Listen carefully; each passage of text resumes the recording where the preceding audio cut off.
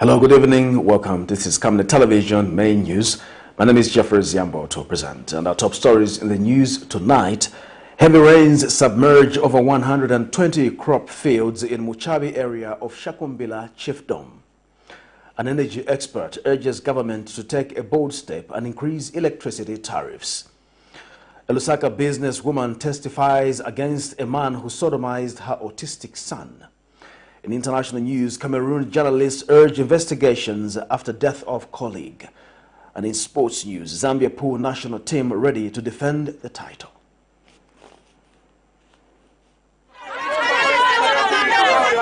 For immediate coverage of any breaking or latest news in Zambia and around the world on Camnet Television, call the numbers on your screen.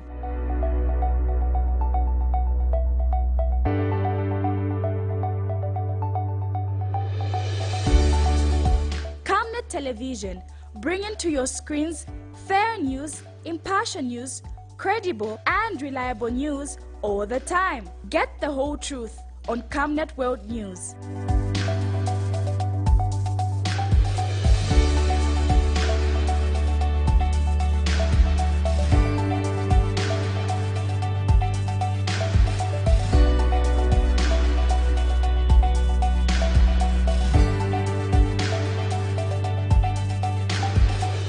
Camnet Television, not just another channel.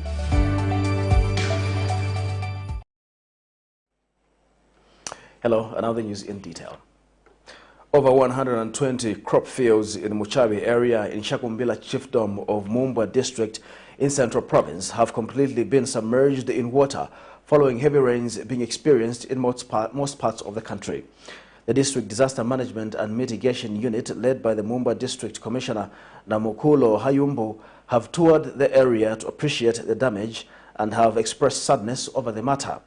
Mrs. Hayumbu says the area is likely to experience hunger as most of their crops have been affected by floods.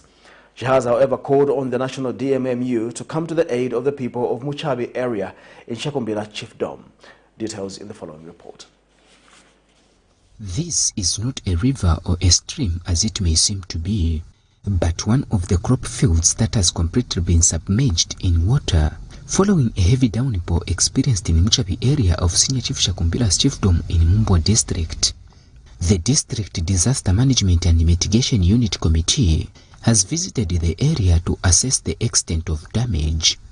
We are on the boat, and where we are now, this is MUCHABI area in Somawati. And under this water, cement is located. A lot of crops which are damaged. This huge amount of water. We have cotton, we have soybeans, and sunflower. So it means this year we have a lot of hunger. And as you see, we have so far visited about 10 maize fields. So all the fields that we have visited, the crops are gone. Senior Chief SHAKUMBILA and the area ward councillor are concerned about the situation. We are putting an earnest appeal to the government to quickly move in to uplift our bridges here to the modern standard. And we need food relief as quickly as possible, because the families which have been affected with water, probably this time they have no food, as I can imagine. Because this water, the volume is too high. It's maybe 3 meters higher from the normal level of water along the Ngoma stream. You can see here, 3/4 of the fields has been flooded, a lot of them. But I can assume that not less than 126 fields has been hit by these floods, of which, if you are to count the number of households, on average, I may say about 10 people per family are involved in such incidences that has happened. Meanwhile, Mumbwa District Commissioner Namukulo Hayumbu has assured the people in the area of government support. Points are impassable. Tomorrow, that's when we're bringing in the speedboat, the banana boat, and JMMU securing 2 more boats so that we can provide maybe for 3 or 4 crossing points for the school-going children and those who are coming for medicals, especially the pregnant mothers and the children, those who have been brought for under 5. So we have to provide for them. Matthias Chewe, Camnet TV News, Mumbwa. Chinika Secondary School in Lusaka's Kanyama constituency saw hundreds of parents and pupils cause commotion as they felt unfairly treated by the school administration. Parents have explained to Camnet News that schools have limited classroom spaces, leaving their children to roam around the streets while others are having lessons. The plight has been attributed to the introduction of free education by the current government, which has seen more pupils enroll back into school. More in the following report. With the free education policy introduced by the United Party for National Development UPND administration, every parent wants their child in school. Tuesday, commotion arose at Chinika Secondary School in Lusaka's Kanyama constituency when parents showed up in numbers in search of classroom space. Parents and pupils spoken to have lamented that their search for classroom space has been rather unfortunate because of limited spaces in most schools. The other time when I came here, I was told I should come on 24th as prearranged. Now I came here as 05 hours.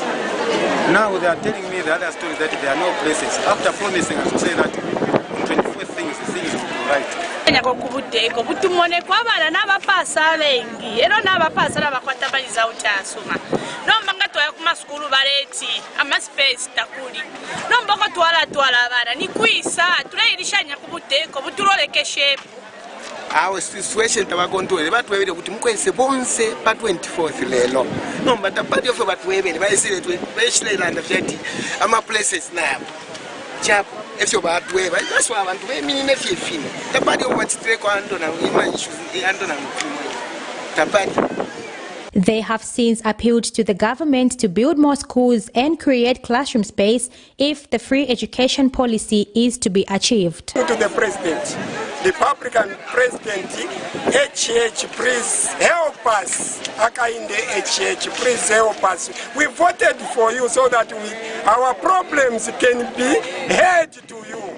I'm suffering myself because of the same. You said this is a free education. Where is the free education now? Because if it's a free education, let us, our people, be accommodated in best government schools, not private schools.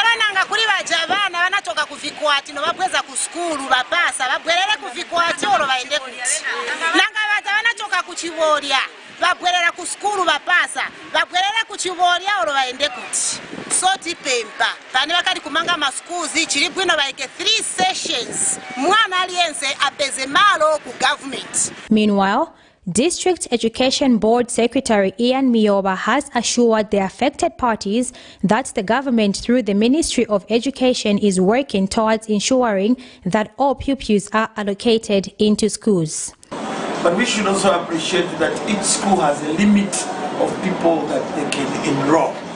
However, we are saying people must not be complaining like it is the end of the world. That is why DEBS is here to look at the matter. So that we look at the numbers that are swelling at Chinika. So that if we are able to pick them and take them to other schools that have low demand, we can do that. Beatrice Chabaya, Camnet News, Lusaka.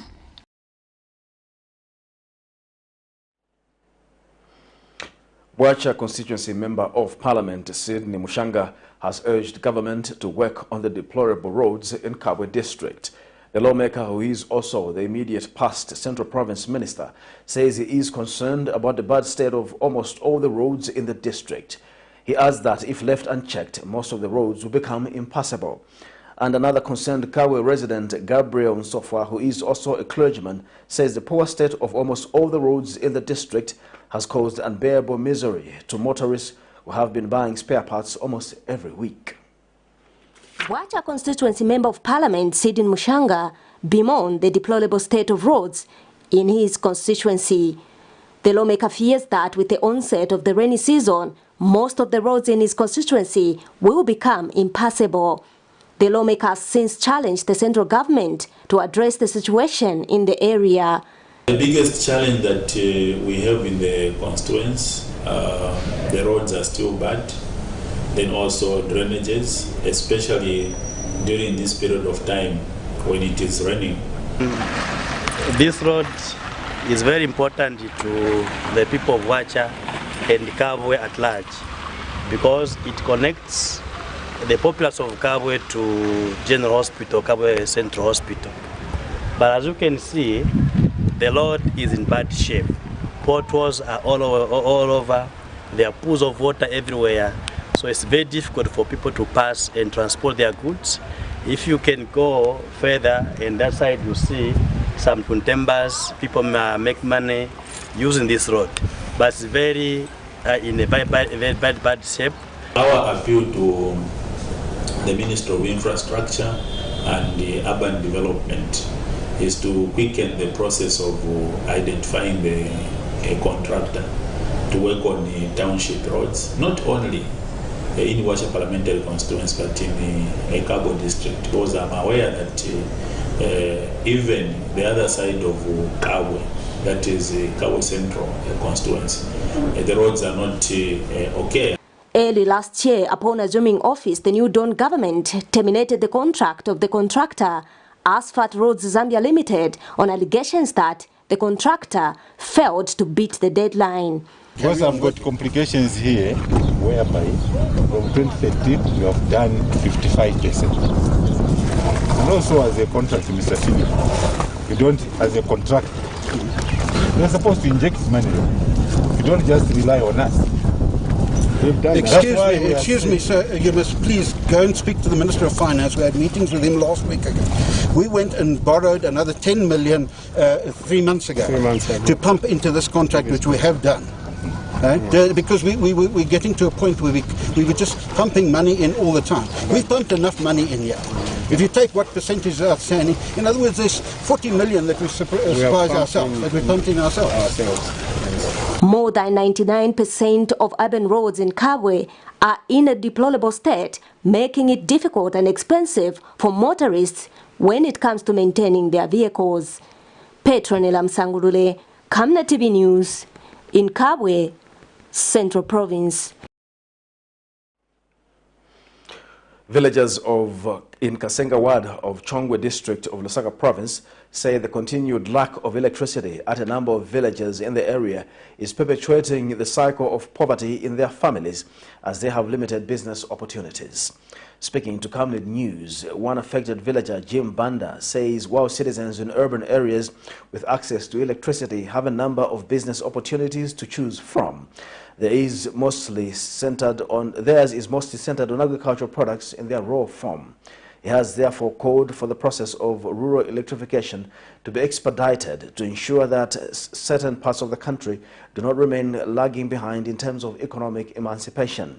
Statistics from the Ministry of Energy show that rural electrification in Zambia currently stands below 10% and that of urban areas at about 60%. More in this report. Zambia has aspirations of rising from a low income to the status of a prosperous middle income country by 2030. The country has since committing to this goal in 2015 made a number of notable achievements in various sectors, such as embarking on a number of road construction projects. Despite this, the lack of electricity in most rural areas has continued to threaten Zambia's 2030 dream, as the economy in rural areas is lagging behind due to the lack of this essential commodity. Villagers in Kasenga Ward of Chongwe District of Lusaka Province say without electricity, it will be hard to break the cycle of poverty in their families, as the economic activities that they can venture in are limited. Jim Banda is one of the affected villagers.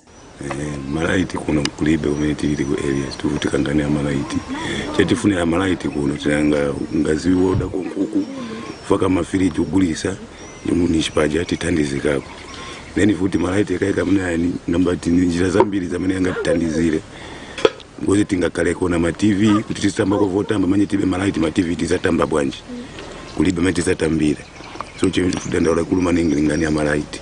Another resident of Kasenga Ward, Rachel Mbewe, has highlighted how the lack of electricity is affecting them. Tuna malaiti chamene tivutika ni malaiti. Malaiti ke kwankhala na chanchi na malaiti nichiunga chanchi unkapakeko business yambiri. Kutupange business ke ni machanchi ni malaiti. Monga isita wakazi.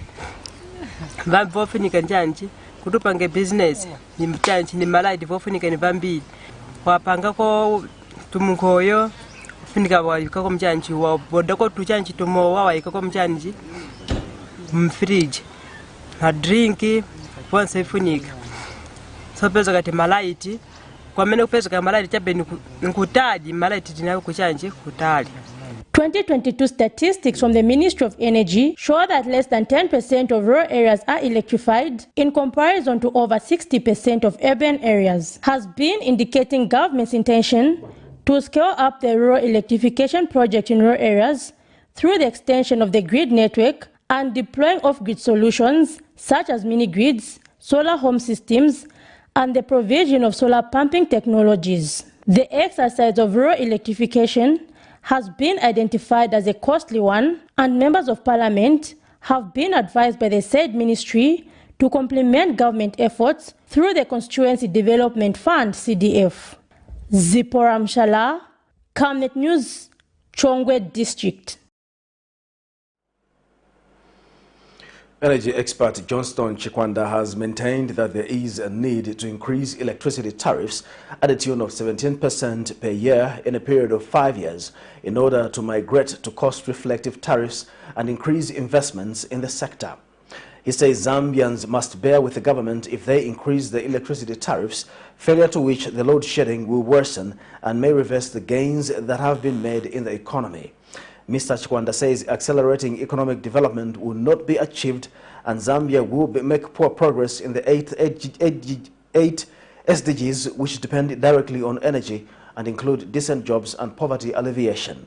And Mr. Chikwanda described President Hakainde Hichilema's trips to Angola and Abu Dhabi respectively as progressive, saying they have opened up the energy sector. He is happy that Zambia will have access to cheap fuel through a pipeline from Angola, and the 2,000 megawatt solar project will help stabilize Zambia's energy sector.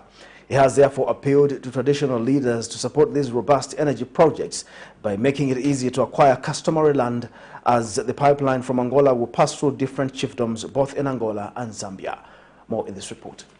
The energy sector has been at the center of attention, with the ongoing load shedding and the high price of fuel prompting stakeholders to push for solutions in both the electricity and petroleum sub-sectors. Energy expert Johnston Chikwanda, during a press conference in Lusaka Tuesday, brought out suggestions on how Zambia can get out of the energy crisis. Prominent among them is the need to migrate to cost-effective tariffs, further stating that Zambians must bear with the government if it takes such a decision. The tariffs quite significantly within the next 1 year to actualize investment, failure to which it is predicted that load shedding will worsen and may reverse the gains which have been made in the economy.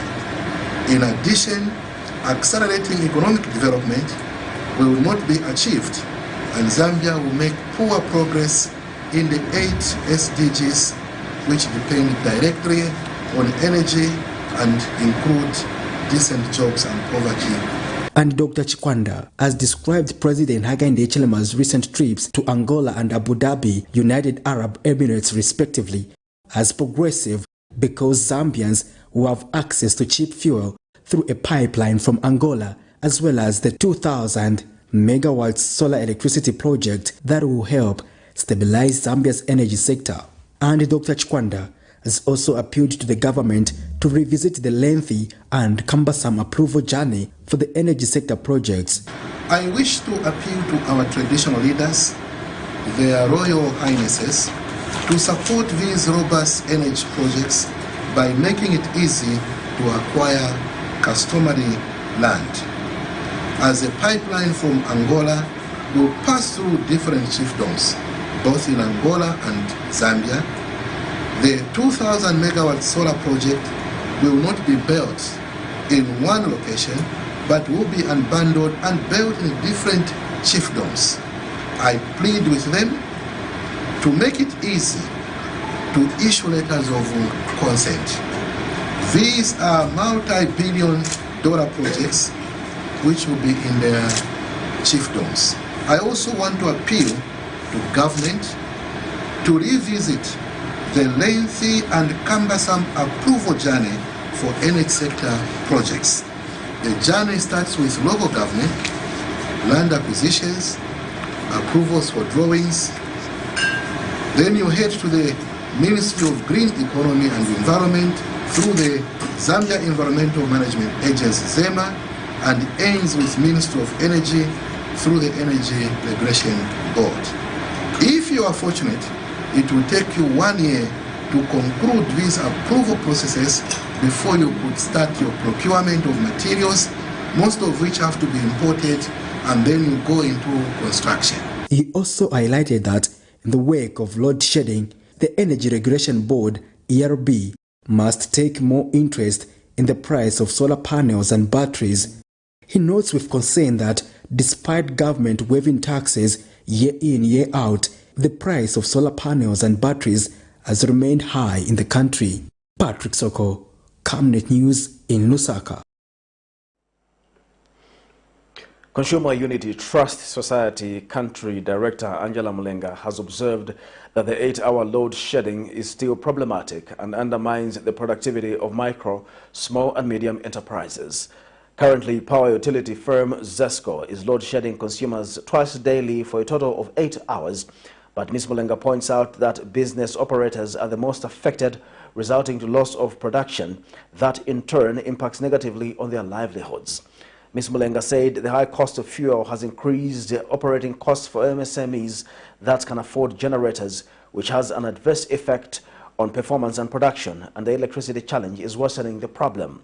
And Ms. Mulenga has welcomed the 2,000 megawatt deal the government signed with the United Arab Emirates aimed at facilitating investments in renewable energy, with the hope that it can be achieved. Yes, we are aware of the reduction of the load shedding.